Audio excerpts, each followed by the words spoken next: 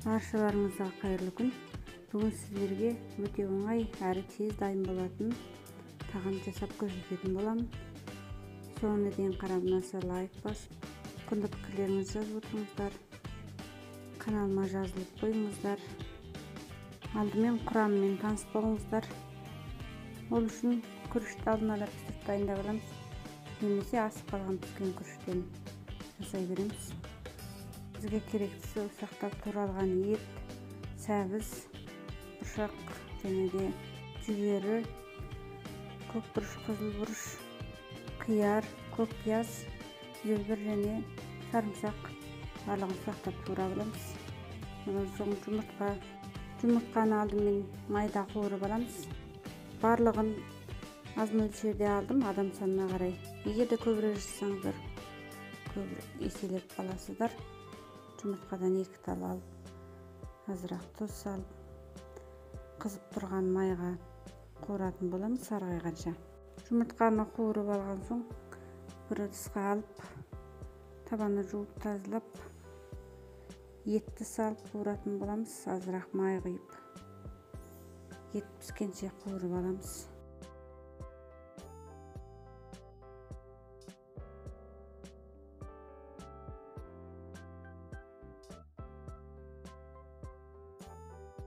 Одан соң көк пиязды, зілбірді салып қуырамыз.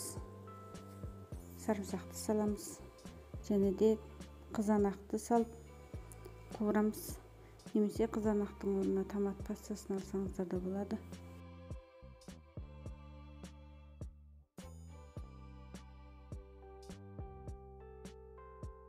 Одан соң сәбізді салып біраз қуырып аламыз.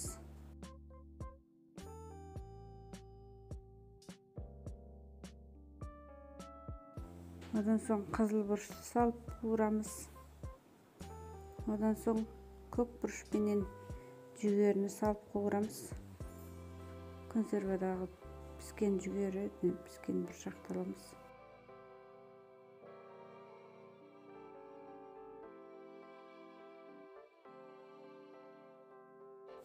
Одан соң жұмыртқаны салып араластырамыз.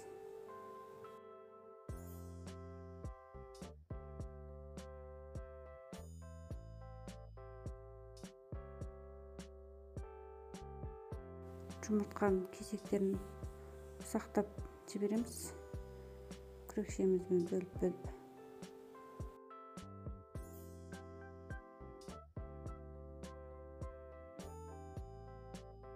Одан соң бұршақ пенен қиярды салып араластырамыз.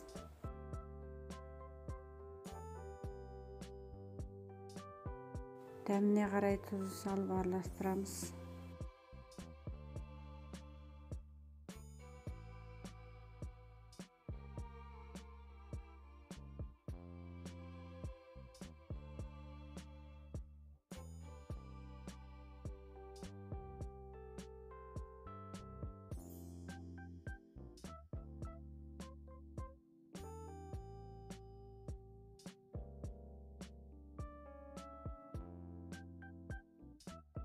Одан соң піскен күрішті салып араластырып алсақ болды.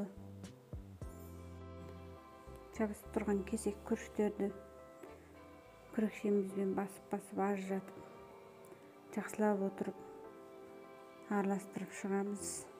Осылайша біздің кешкі асымыз дайын болды. Өте дәмді болып шығады.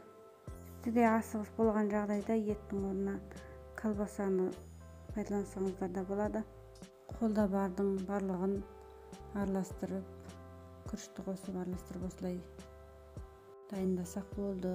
Соңына дейін қарағандарыңыз үшін рахмет. Астарыңыз дәмді болсын. Міндетті түрде жасап көріңіздер. Сіздерге ұнайтынына сенімдімін.